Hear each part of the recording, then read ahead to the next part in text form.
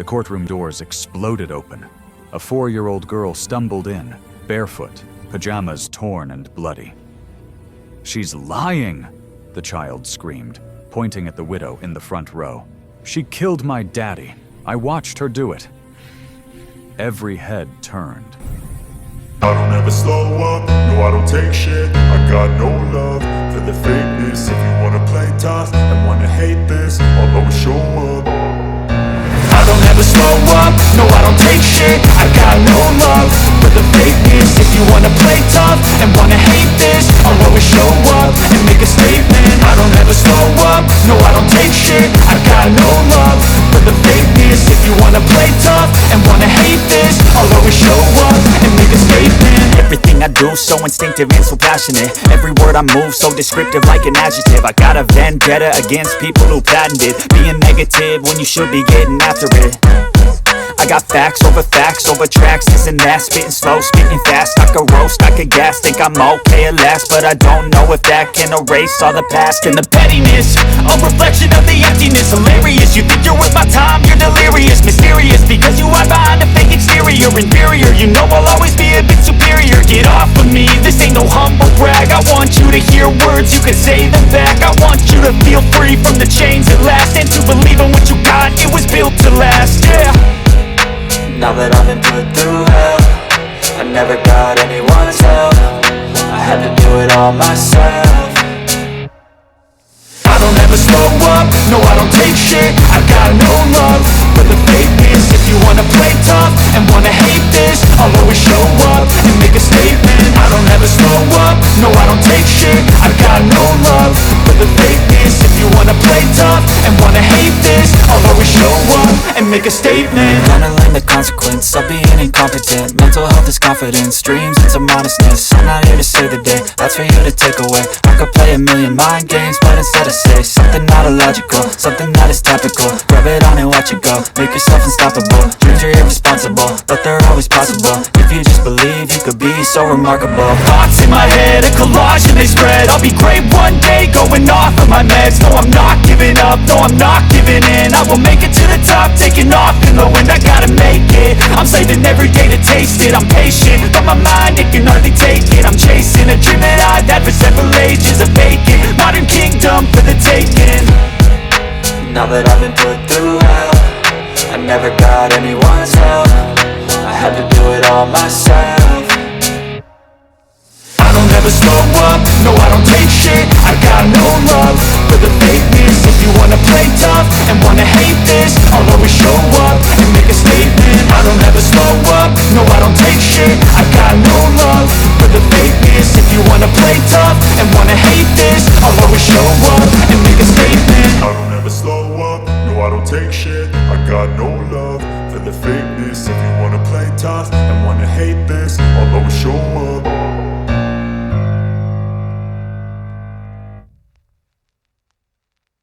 Business trip. Singapore, Tokyo, Sydney. 3 weeks minimum. Natasha's eyes lit up.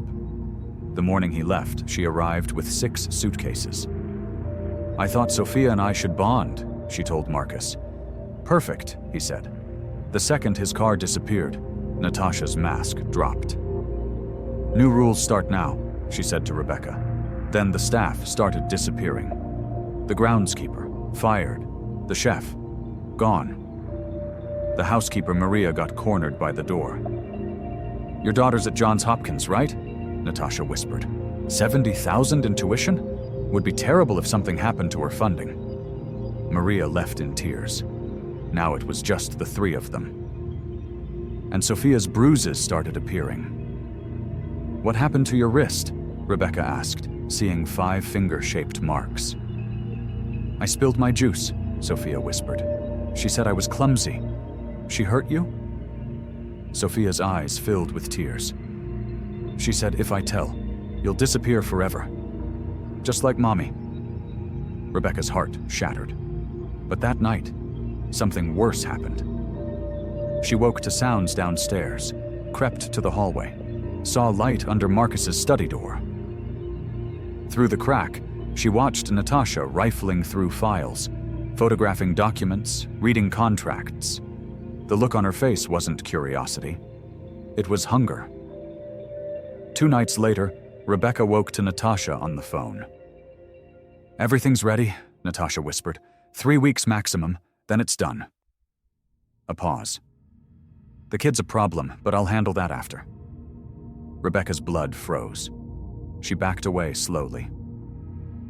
The floor creaked. Natasha went silent. Then footsteps, coming up the stairs. Rebecca pressed against her door, not breathing. The footsteps stopped right outside her room. Silence. Then they moved on. Rebecca knew then. Natasha was planning murder. When Marcus came home 3 weeks later, Rebecca felt relief flood through her. He's safe. Everything will be okay. She was wrong. Marcus looked exhausted, pale, worn down. "These strips are killing me," he said, rubbing his chest. That evening, Natasha made his favorite dinner. Candles, wine. "Perfect. How was everything?" Marcus asked. "Wonderful," Natasha said, though Rebecca seems overwhelmed lately, a bit unstable. "Everything was fine," Rebecca said carefully. "I'm sure," Marcus said, too tired to dig deeper. For 5 days, things seemed almost normal. Then came the night everything shattered. 1:30 a.m. Rebecca woke to glass clinking. She crept down the hallway. Light spilled from the master bathroom. She peered around the corner. Natasha stood at the medicine cabinet with a small vial and Marcus's pill bottle. She was switching the pills, replacing them, contaminating them. Rebecca didn't breathe, didn't move. Natasha put everything back exactly as it was and walked away. Rebecca waited 10 minutes, trembling. The next morning, Marcus complained of chest pain. "Just heartburn," he said. "Let me get your medication," Natasha said instantly. She returned with water and 2 pills. Rebecca's stomach dropped. "Sir, maybe you should wait." Natasha's eyes locked onto hers. A warning. He needs his medication, not drama. Marcus swallowed the pills. By afternoon, he looked worse. Pale, sweating, struggling to breathe. By evening, he was barely conscious. 11:42 p.m. Rebecca woke to a sound that still haunts her. "Natasha, help me, please." Marcus's voice, weak, dying. Rebecca ran, found Marcus on the living room floor, gray, lips blue, gasping for air. "Sir," she dropped beside him. "What happened?" "Natasha," she screamed. "Call an ambulance." Silence, then slow footsteps.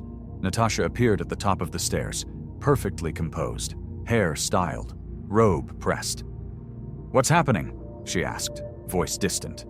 "Call 911, Rebecca shrieked, starting chest compressions. "Oh," Natasha murmured. She walked to the phone slowly, picked it up, dialed, hung up. "What's the emergency number again?" Rebecca grabbed the phone and called herself. When she turned back, Natasha was kneeling beside Marcus. Not helping, just watching. "Do something," Rebecca sobbed. But Natasha sat still, calm, cold. By the time paramedics arrived, Marcus was dead, and then Natasha's performance began. She collapsed, wailed, sobbed perfectly. "He just fell," she cried. "I tried to help, but Rebecca froze." She panicked completely. "That's a lie," Rebecca said.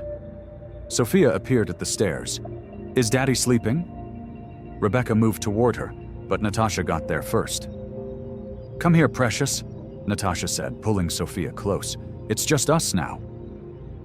And Rebecca saw it, the faintest satisfaction on Natasha's face. This wasn't a heart attack. This was murder. Police filled the house.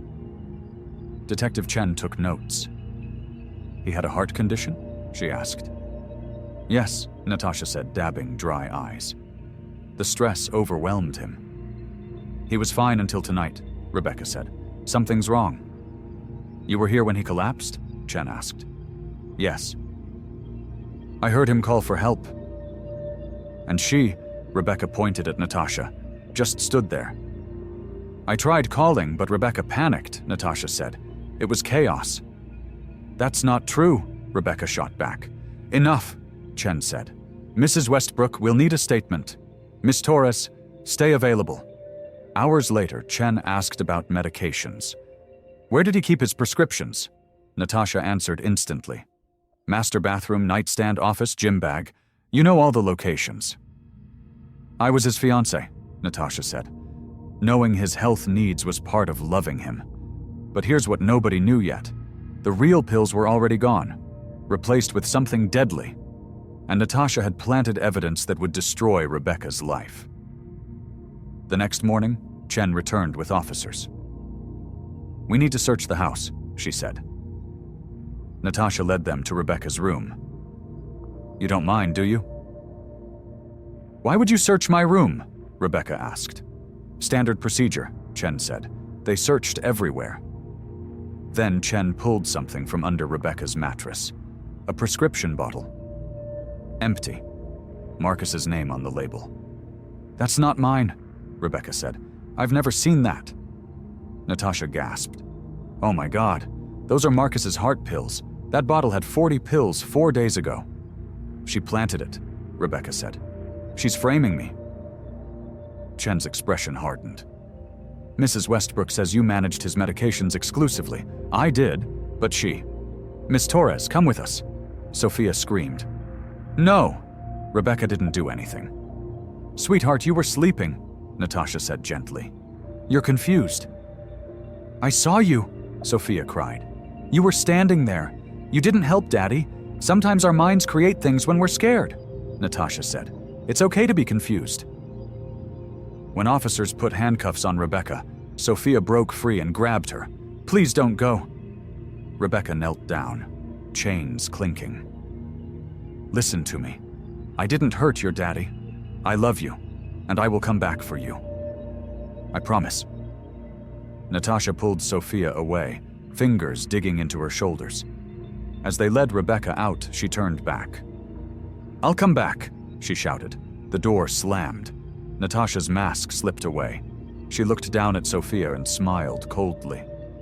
Looks like it's just you and me now. But what Natasha didn't know was that someone else had been watching. Maria, the fired housekeeper. She'd seen Natasha tampering with medications, seen her plant that bottle, and her guilt was about to crack this case wide open. 6 months passed. The trial began. Media circus. Cameras everywhere. Rebecca sat at the defense table in orange, chains on her wrists.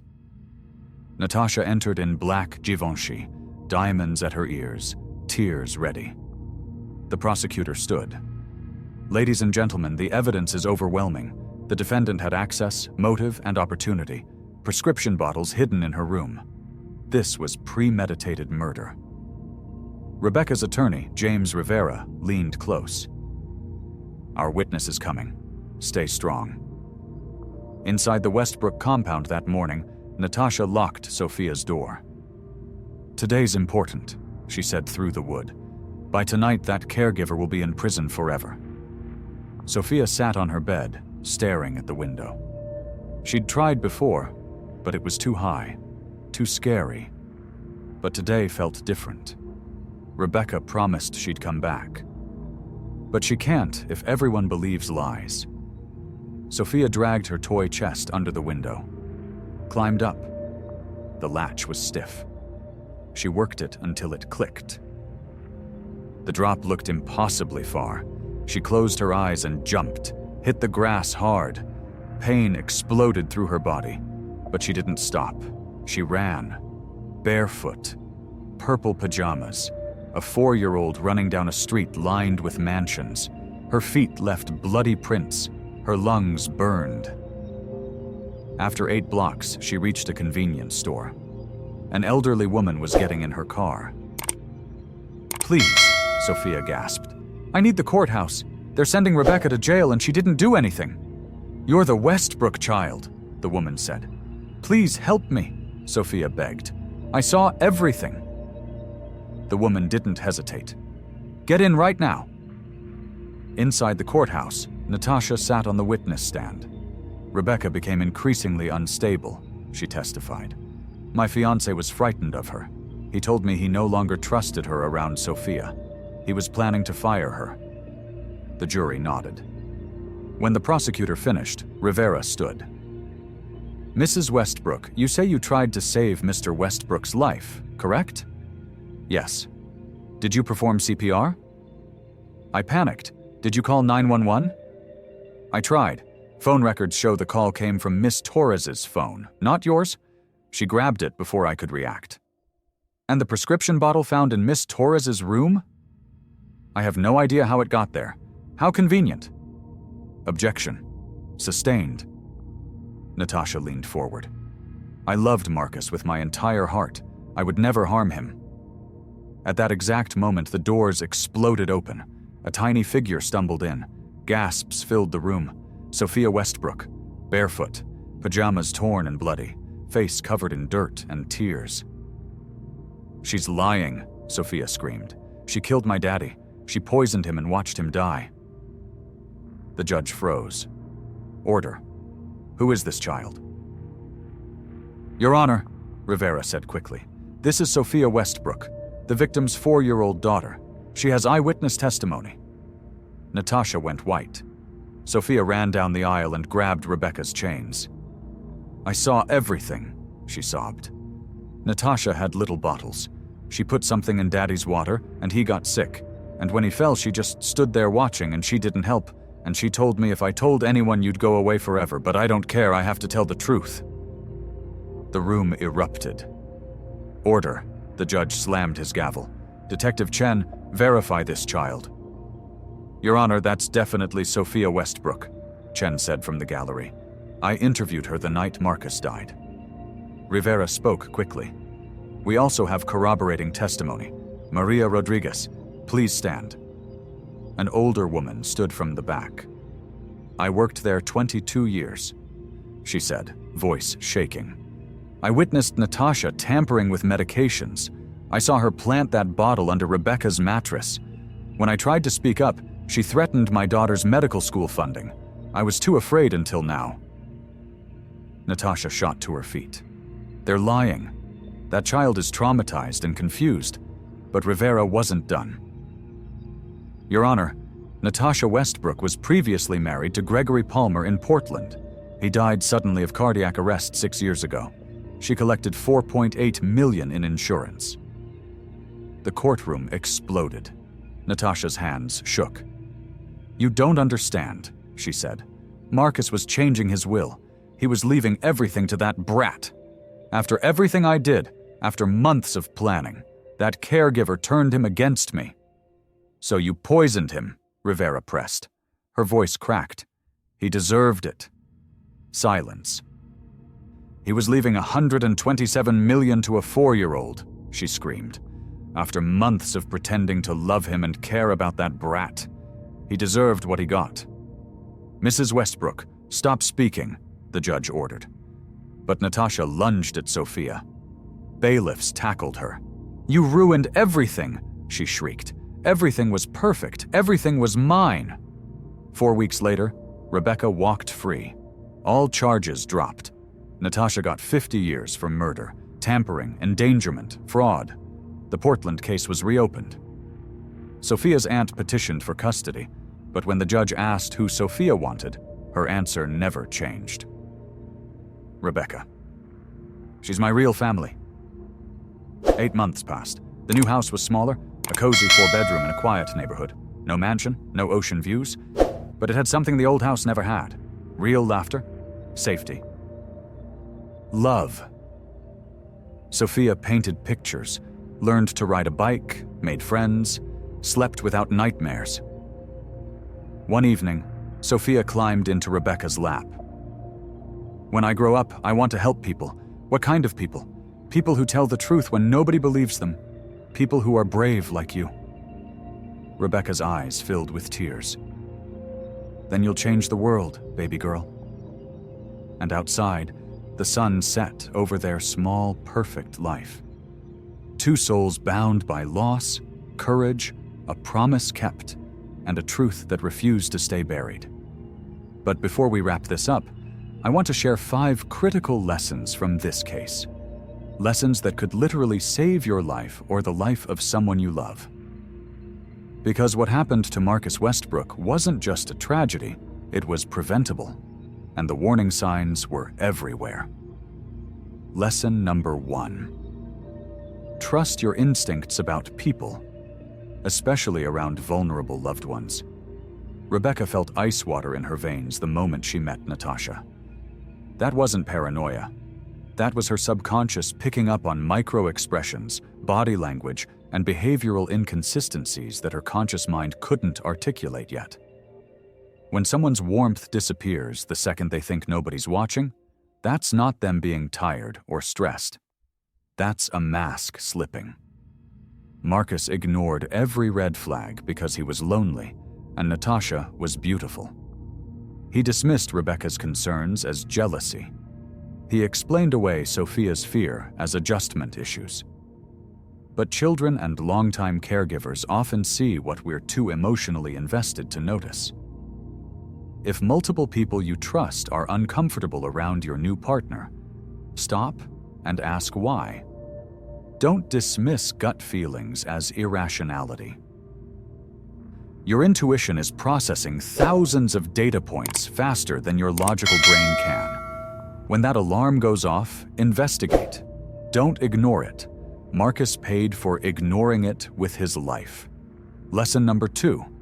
Financial predators follow patterns, and those patterns are discoverable. Natasha had killed before. 6 years earlier in Portland. Different name, same method. $4.8 million in insurance money. If Marcus had done a deep background check, not just a basic one, he might have discovered inconsistencies in her story. Here's what most people don't know. You can and should investigate anyone who suddenly enters your life when you have significant wealth. I'm not talking about casual dating. I'm talking about when someone's pushing for quick commitment, immediate access to your home, or involvement in your financial affairs. Hire a legitimate private investigator, not the cheap online background check. A real investigator who can verify employment history, check for name changes, interview references independently, and look for patterns across state lines. It costs a few $1,000s. Marcus was worth $127 million. A $5,000 investigation would have saved his life. Financial predators rely on people being too polite, too trusting, or too embarrassed to dig deep. They count on you not wanting to seem suspicious or controlling. But there's a huge difference between healthy trust and dangerous naivety. When someone's love-bombing you, pushing for rapid commitment, and showing intense interest in your assets and medical conditions, that's not romance. That's reconnaissance. Lesson number 3. Document everything, especially medication management. Rebecca kept detailed logs of Marcus's medications, dates, times, dosages, pill counts. That documentation became crucial evidence. But here's what she should have done that would have made the case even stronger. Photograph the bottles weekly. Create a digital record with timestamps. Store that record in cloud storage that's not accessible from your home network. Use a medication management app that creates automatic logs. Keep the original pharmacy receipts. Note anytime someone else shows unusual interest in the medications. If Rebecca had photographed those bottles 3 days before Marcus died, she could have proven the pills had been switched. If she'd noted in a time-stamped document that Natasha was asking suspicious questions about medication schedules, prosecutors would have had premeditation evidence from day 1. This applies beyond just medications. If you're in a situation where you feel something's wrong, document it. Dates, times, witnesses, conversations. Keep that documentation somewhere safe that others can't access or destroy. Send copies to a trusted friend or attorney. Because if something does happen, your memory won't be enough. You need evidence. And in cases like this, Documentation is the difference between justice and a killer walking free. Lesson number 4. Children's voices matter more than we give them credit for, and we need to listen better. Sophia told the truth from the beginning. She said Natasha hurt her. She said Natasha didn't help her father. She said she saw what happened. And every single adult dismissed her as confused, traumatized, or too young to understand. This happens constantly in abuse and murder cases. Children witness crimes, report abuse, or identify predators, and adults explain it away. We tell ourselves kids have active imaginations. They mix up dreams and reality. They don't understand what they saw. But research shows that children, especially between ages 3 and 7, are remarkably accurate reporters of events they've directly witnessed. Yes, they can be influenced by leading questions. Yes, their sense of time can be fuzzy. But core facts about what they saw happen, who did what, and how it made them feel, those are usually reliable. The problem isn't that children lie or confuse reality. The problem is that adults don't want to believe uncomfortable truths. It's easier to dismiss a child's accusation than to investigate someone we like or trust. But here's the thing. When a child consistently reports the same information across multiple conversations, when their emotional response matches the severity of what they're describing, and when physical evidence supports their account, we need to listen. Sophia had bruises that matched her story. She showed genuine terror around Natasha. She never wavered in her account. Those aren't signs of confusion, those are signs of truth. If a child in your life tells you someone hurt them or scared them, believe them first. Investigate thoroughly. Don't dismiss them to avoid awkwardness. Lesson number 5. Isolation is always a red flag, and we need to recognize it faster. The moment Natasha had unsupervised access to that house, she systematically removed every witness. The groundskeeper gone, the chef gone, the housekeeper gone. Within 2 weeks, she'd eliminated everyone who might notice suspicious behavior or protect Sophia. This is textbook predator behavior. Whether it's financial abuse, physical abuse, or in this case, murder, isolation always comes first. Abusers separate victims from support systems. They create dependence. They eliminate witnesses. And they do it gradually, so it doesn't trigger alarm bells. If someone in your life starts pushing away your friends, firing your staff, or creating reasons why you shouldn't see family, that's not them wanting quality time together. That's them building a cage. Marcus should have questioned why Natasha needed everyone gone. Why she wanted to be alone with Sophia. Why she was threatened by Rebecca's bond with his daughter. Those weren't signs of a woman wanting to build a family. Those were signs of a woman eliminating obstacles to a crime. If you have elderly parents and a new caregiver suddenly suggests they don't need other help anymore, investigate. If your wealthy friend gets a new partner who starts isolating them from longtime staff and friends, intervene. If you're in a new relationship and your partner is uncomfortable with you maintaining your existing support system, recognize that as the danger it is. Love doesn't isolate. Love doesn't eliminate witnesses. Love doesn't create dependence. Predators do. These 5 lessons could save your life.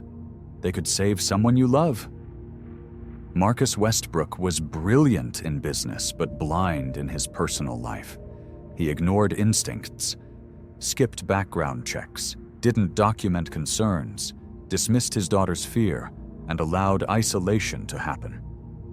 Any one of those mistakes might have been survivable. All 5 together were fatal. Don't let his tragedy be meaningless. Learn from it. Share these lessons with people you care about. Have the uncomfortable conversations. Do the awkward background checks.